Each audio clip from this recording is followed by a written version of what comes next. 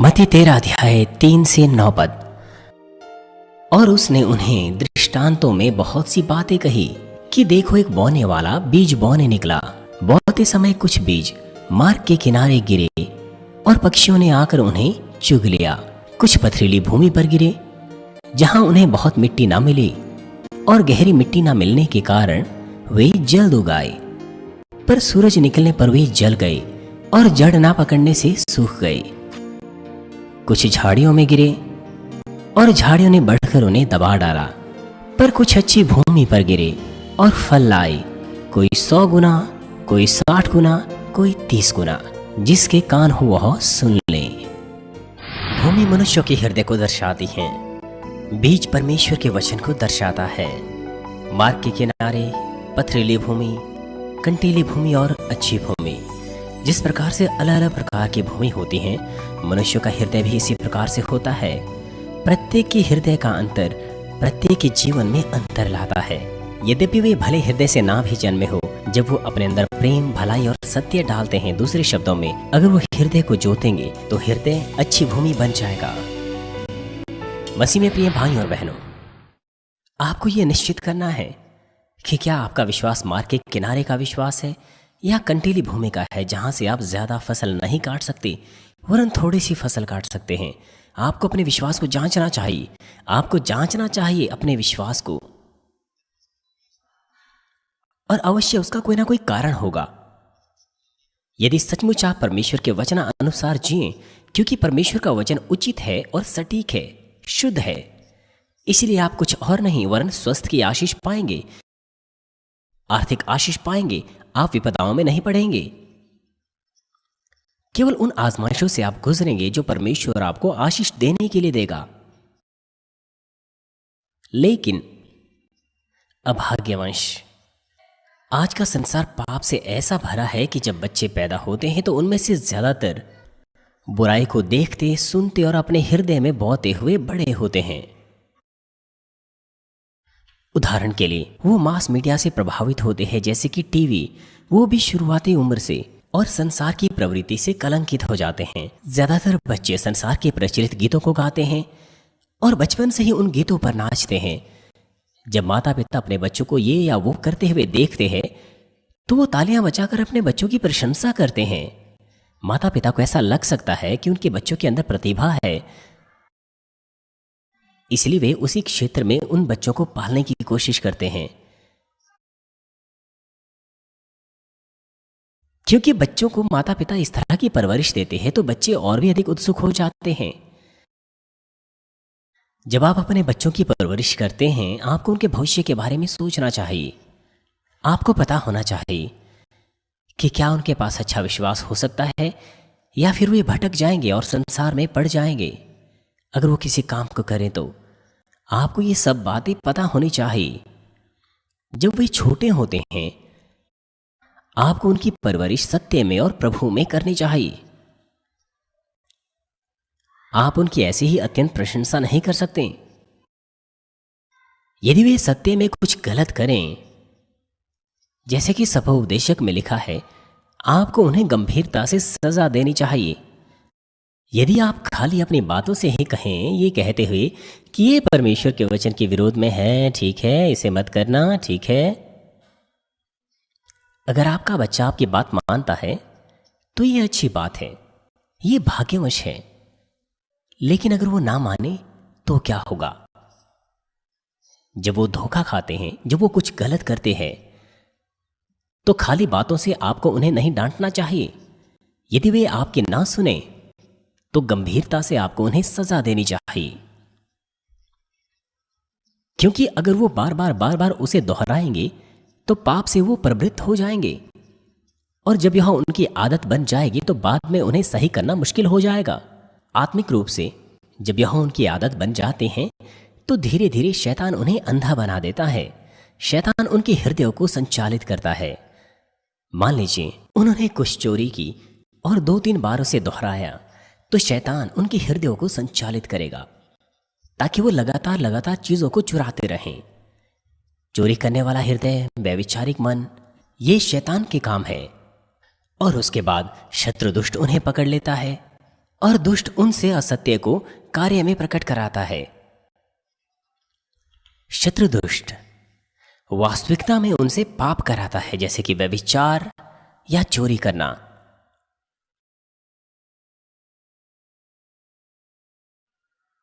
और झूठ बोलने का पाप, ये वो काम है जो शत्रु दुष्ट करता है। शैतान हृदय को संचालित करता है और उसके बाद शत्रु दुष्ट के हाथों में उस कब्जे को दे देता है और फिर दुष्ट उसे अंजाम तक पहुंचाता है, वास्तविकता में उनसे पाप को प्रकट रूप में कराने के द्वारा। इसीलिए जब बच्चे शैतान के द्वारा धोखा खाते हैं तब माता पिता को गंभीरता से उन्हें सजा देनी चाहिए। तो फिर बच्चे शैतान के धोखे का इनकार करेंगे। क्यों?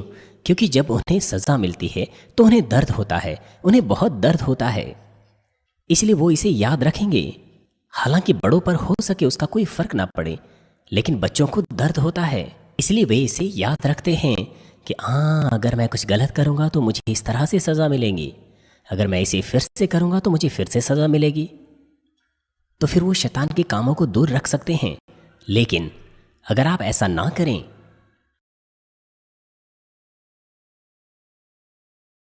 तो फिर शैतान के द्वारा एक बार धोखा खाएंगे, फिर 2 बार खाएंगे और फिर बहुत बार, और फिर धीरे धीरे करके शैतान उन्हें वश में कर देगा और बाद में वो अपने आप बाहर नहीं निकल पाएंगे। और साथ ही वो दूसरों को भी देखते हैं बैर रखते हुए, लड़ते हुए। इस तरह के असत्य की बातें उनके हृदय में आ जाती हैं। आजकल के दिनों में अच्छी फिल्में कहाँ हैं? क्या कोई ऐसी हैं आजकल के दिनों में? अच्छी फिल्मों को देखना अच्छी बात है, लेकिन अच्छी फिल्मों को ढूंढना आजकल के दिनों में बहुत मुश्किल है। फिल्में बुरी चीजों से भरी हुई हैं और बच्चे उन चीजों को हर वक्त देखते और सुनते हैं।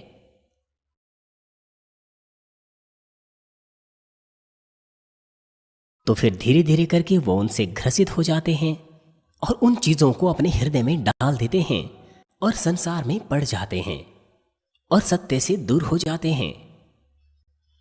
इसलिए परमेश्वर आपको कहता है कि आप सीधे रूप से उन बातों से मुक्ति पाइए। संसार की चीजों से और असत्य से ये एक ही बात है। जब आप उन्हें देखते हैं तो आपका हृदय सत्य से दूर हो जाता है और परमेश्वर के प्रेम से आप दूर हो जाते हैं। इसीलिए पवित्रता का सुसमाचार वो कितना अच्छा है। टीवी और दूसरी संसारिक चीजें वो इस तरह से बुराई की ओर आपको ले जाते हैं और संसारिक लोग भी इन्हें ऐसा मानते हैं, वो इन बातों के साथ सहमत होते हैं। जब वो इस तरह से बुरी चीजों को देखते और सुनते हैं तो उनके हृदय में असत्य आ जाता है और बहुत से मसीह लोग अपना जीवन बिना इस बात को जाने हुए जीते हैं कि यह पाप है। वो नहीं जानते कि यह पाप है। हालांकि कुछ बच्चे तुलनात्मक रूप से अपने हृदय की भूमि को अच्छा बना देते हैं, क्योंकि बचपन से उनकी शिक्षा अच्छी होती है। उनके माता पिता उन्हें सत्य से पालते हैं, इसलिए उनके हृदय भली भूमि के नजदीक होते हैं। वो जो अपने 10 या 20 की उम्र में अच्छे से शिक्षा पाते हैं वो सुंदरता से बड़े होते हैं और आत्मा में आ जाते हैं। लेकिन दूसरे बच्चों के लिए जिन्हें संसार के संस्कारों के अनुसार सिखाया जाता है, तुलनात्मक रूप से उनकी हृदय की भूमि भी अच्छी होती है। वे जिन्होंने अपने हृदय की भूमि को संसार में अच्छा बनाया है, उन्हें आसान लगेगा तुलनात्मक रूप से अपने हृदय को अच्छी भूमि बनाने के लिए। हालांकि अपने हृदय की भूमि को अच्छी शिक्षा से वे भरें भी, तो भी उनके अंदर ऐसी बहुत सी चीजें होगी जो उन्हें बदलनी होगी। और साथ ही जब बच्चा पैदा होता है तो वह माता पिता से विरासत में हृदय की भूमि को प्राप्त करता है। इसीलिए बिना किसी अपवाद के प्रत्येक को हृदय की जुताई की प्रक्रिया से गुजरना पड़ता है कि उसे अच्छी भूमि बना सकें जब वो प्रभु को ग्रहण करते हैं। अच्छी भूमि में जोतने के लिए सामान्य रूप से कहें तो असत्य को और पापमय स्वभाव को हृदय से उखाड़ फेंकना है पूरी तरह से। अच्छे से हृदय की भूमि की जुताई होने के बाद ही जब आप बीज बोते हैं तो आप बहुत से फल काट सकते हैं। यहां पर बीज इसका क्या अर्थ है? यहां पर बीज परमेश्वर के वचन को दर्शाता है। परमेश्वर का वचन परमेश्वर की इच्छा है और परमेश्वर का हृदय है। जब परमेश्वर का वचन लोगों के हृदयों में बोया जाता है तो वह वचन अंकुरित होता है, बड़ा होता है और फल उत्पन्न करता है। वो इसीलिए क्योंकि परमेश्वर के वचन में जीवन है। परमेश्वर के वचन में जीवन है, इस प्रकार से वो अंकुरित होता है और बड़ा होता है। लेकिन अगर हृदय की भूमि कंटीली है, किनारे की है या फिर पथरीली है, तो फिर परमेश्वर के वचन के लिए मुश्किल हो जाता है कि पूरी तरह से फल में बदल सके। यदि आप बीज को जेजू द्वीप पर बोएंगे, क्या वो अच्छे से अंकुरित होगा? उसके लिए फल लाना मुश्किल होगा, क्योंकि वहां पर पथरीली भूमि भरी हुई है। हालांकि लोग अगर वहां से पथरीली भूमि हटाए भी तो भी वहां पर बहुत सारे पत्थर हैं। इसीलिए जेजू द्वीप पर वहां पर बोना बहुत मुश्किल होता है। वो अंकुरित भी नहीं हो सकता। अगर अंकुरित हो भी तो भी सूख जाएगा, और अगर फल भी लाएं तो भी वो अच्छा फल नहीं होगा। लेकिन अगर परमेश्वर का वचन अच्छी भूमि पर बोया जाता है तो वह 30, 60 और 100 गुना अधिक फल लाएगा। ये बिल्कुल सत्य है, क्योंकि ये बहुत सत्य बात है। इसलिए मैं ऐसे ही इस कलीसिया की शुरुआत ही से आपको सिखा पाया हूं, क्योंकि जब मैंने इसका अभ्यास जैसा था वैसे ही किया तो मैंने 30, 60 और 100 गुना आशीष पाई। यहां तक कि इस कलीसिया को शुरू करने से पहले भी, जब मैं एक नया विश्वासी था, मैंने आशीष पाई जब मैंने परमेश्वर के वचनानुसार जीवन जिया। जब मैंने वो किया जो मुझे परमेश्वर ने करने को कहा, तो जो मैंने बोया था मैंने उसे काटा। इसीलिए मैं ये सब हियाव के साथ, अपने हृदय में हियाव के साथ आपको सिखा सकता हूं।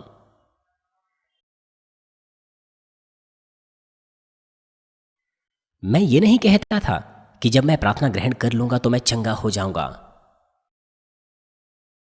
मैं विश्वास करूंगा तो मैं चंगा हो जाऊंगा। मैं ये नहीं कहता था। मैं कहता था कि मैं विश्वास करता हूं कि मैंने पा लिया है। मैंने विश्वास किया और जैसे मैंने विश्वास किया वैसा ही हुआ। मैं ये नहीं कहता था कि मैं विश्वास करता हूं कि मुझे मिलेगा, वरन मैंने विश्वास कर लिया है कि मुझे मिल गया है। मेरे पास ऐसा दृढ़ विश्वास था, और सब कुछ मेरे विश्वास के अनुसार हुआ। मेरा विश्वास उस प्रकार से दृढ़ था, और आज तक ये ऐसा ही रहा है। गलातियों 6 अध्याय 7 पद में लिखा है कि जो कुछ मनुष्य बोएगा वही काटेगा।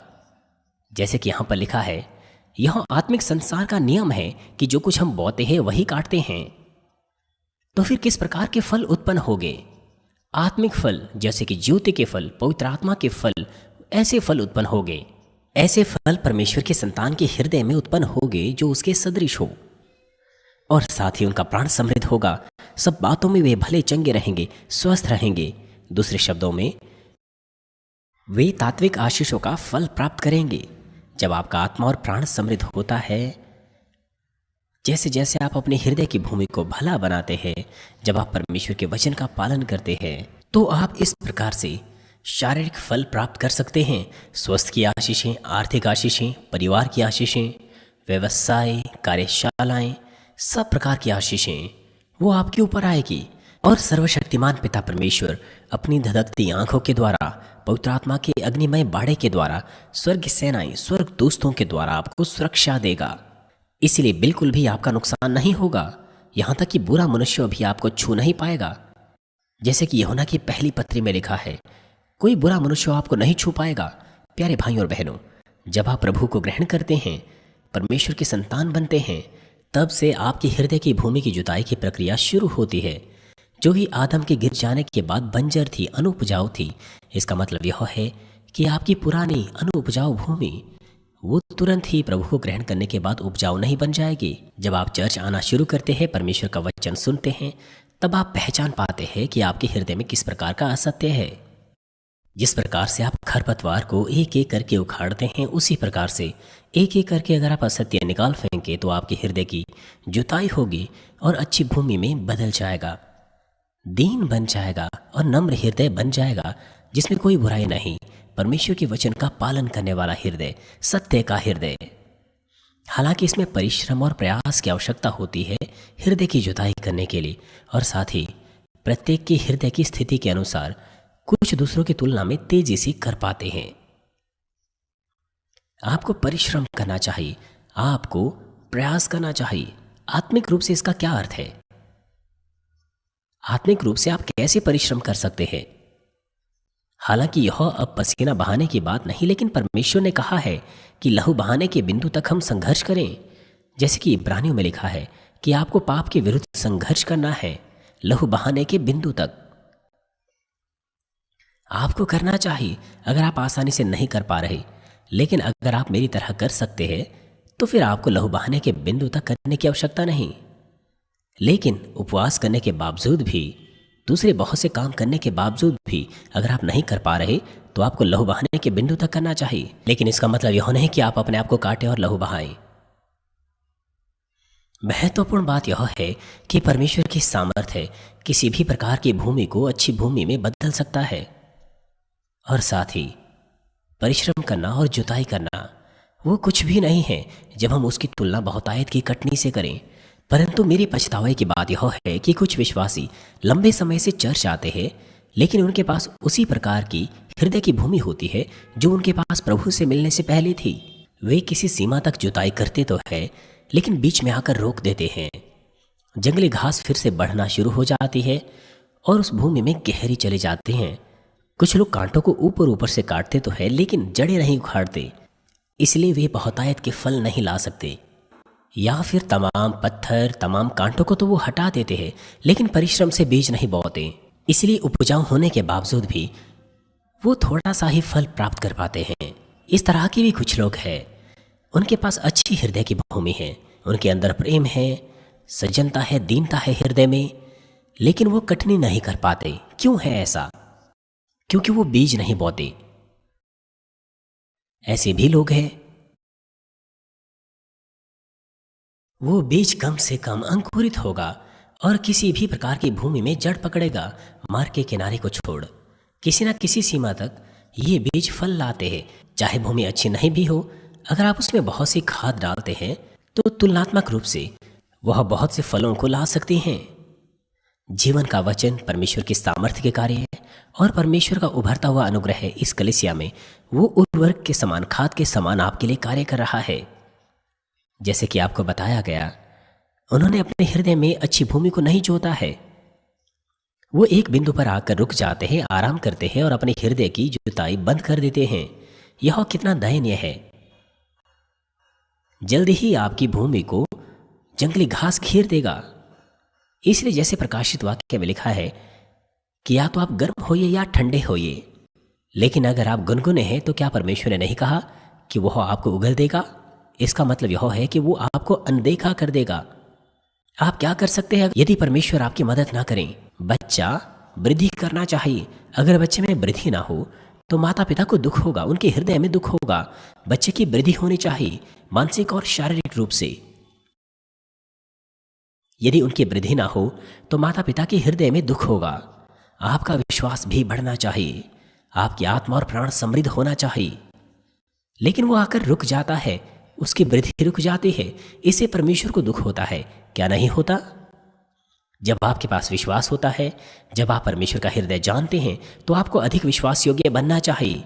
लेकिन आपकी विश्वास योग्यता ठंडी हो जाती है और आप अपने काम नहीं करते, तो फिर जल्द ही आप आजमाइशों में पड़ जाते हैं। आप बाद में इसकी कटनी करेंगे। इसलिए मैं आपसे विनती करता हूं कि आप अपनी कमर को कस दें और परिश्रम पूर्वक अपने हृदय की भूमि की जुताई करें। आपकी मदद के लिए कि आप अपने हृदय की भूमि को जान सकें, मैं 4 प्रकार की हृदय की भूमि के बारे में विस्तार पूर्वक अगले सत्र के बाद आपको बताऊंगा। मसीह में प्रिय भाई और बहनों, उत्पत्ति 3 अध्याय 23 पद कहता है, तब यहोवा परमेश्वर ने उसको अदन की वाटिका से निकाल दिया कि वह उस भूमि पर खेती करे जिसमें से वह बनाया गया था।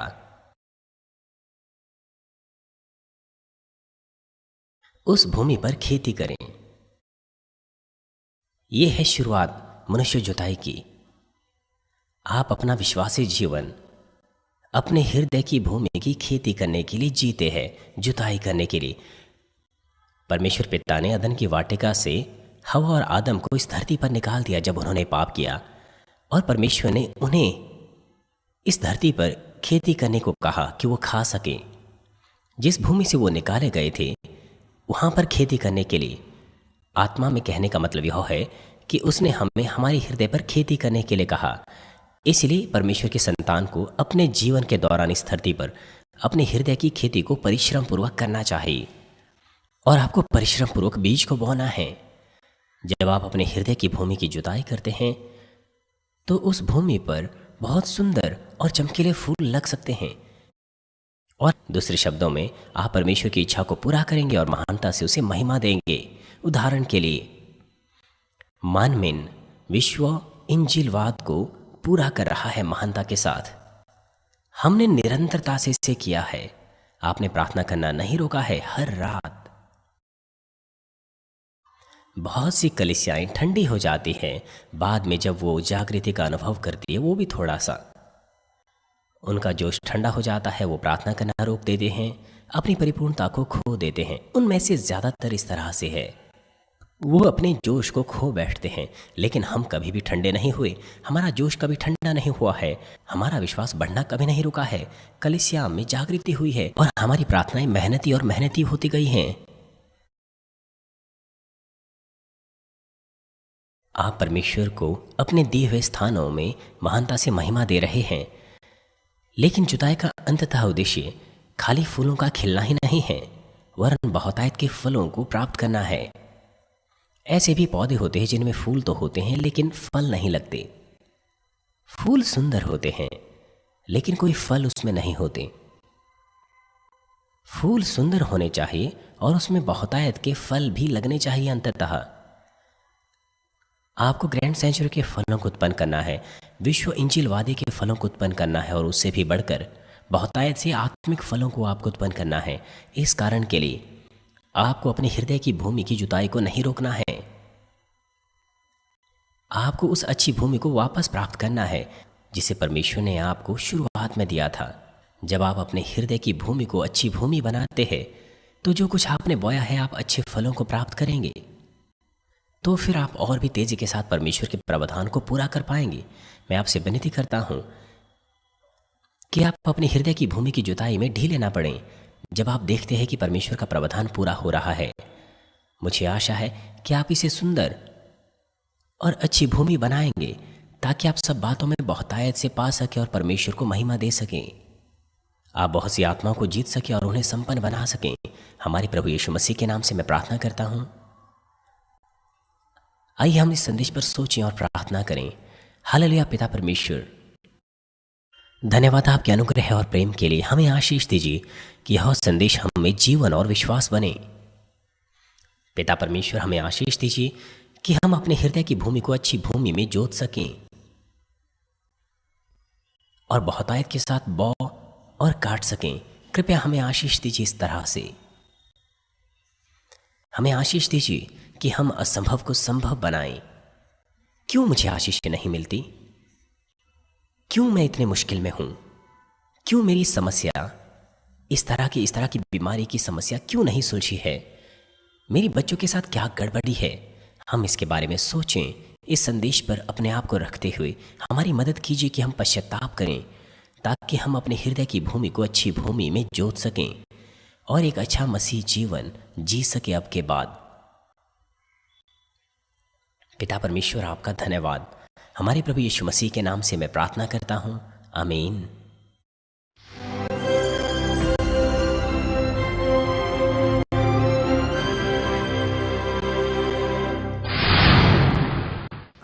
हालेलुया। सर्वशक्तिमान प्रेमी पिता परमेश्वर, कृपया अपना हाथ सभी भाइयों और बहनों पर रखें जो इस वक्त इस प्रार्थना को ग्रहण कर रहे हैं। सभी सदस्यों पर अपना हाथ रखिए, शाखा कलीसियाओं में और स्थानीय कलीसियाओं में, और तमाम जीसीएन टीवी दर्शकों पर और मानवीन टीवी दर्शकों पर, और वे जो इस सभा को सैटेलाइट, केबल और इंटरनेट पर संसार भर में देख रहे हैं।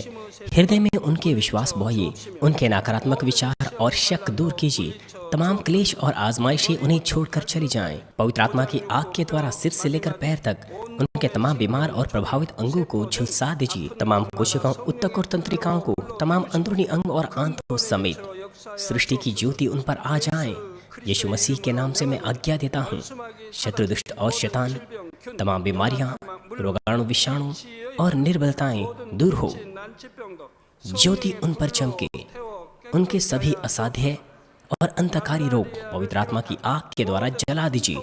तमाम प्रकार की महामारियां और संक्रामक रोग मलेरिया समेत दूर कीजिए। तमाम प्रकार की नई और अज्ञात बीमारियां स्वाइन फ्लू सहित उनसे दूर हो और साफ हो जाएं और चंगे हो जाएं। तमाम प्रकार के संक्रामक रोग जैसे कि जुकाम और बुखार उनसे दूर हो। पिता उन्हें तमाम प्रकार के रोगाणुओं और विषाणुओं और बैक्टीरिया से सुरक्षा दीजिए। तमाम प्रकार के कैंसर्स, पेट के कैंसर, फेफड़े के कैंसर, जिगर के कैंसर, छाती के कैंसर, पेट के कैंसर और आंतों के कैंसर से उन्हें चंगा कीजिए। एड्स, लुकेमिया, दिमागी रक्तघात, उच्च रक्तचाप, धीमा रक्तचाप, हृदय की बीमारी, फेफड़ों की बीमारी, मधुमेह, थायराइड की बीमारी, स्त्री रोग और तमाम सूजन और जलन दूर हो। पोलियो, लकवा, गठिया और हर्निया से उन्हें चंगा कीजिए। तमाम प्रकार के दर्द गायब हो जाएं। पीठ दर्द, सिर दर्द और मानसिक दर्द सहित तमाम प्रकार की मिर्गी, स्वलिनता, उदासी, तंत्रिका रोगों से उन्हें आजाद कीजिए। उन्हें तमाम प्रकार के लकवों से खोल दीजिए। वे उठें, चलें और कूदें।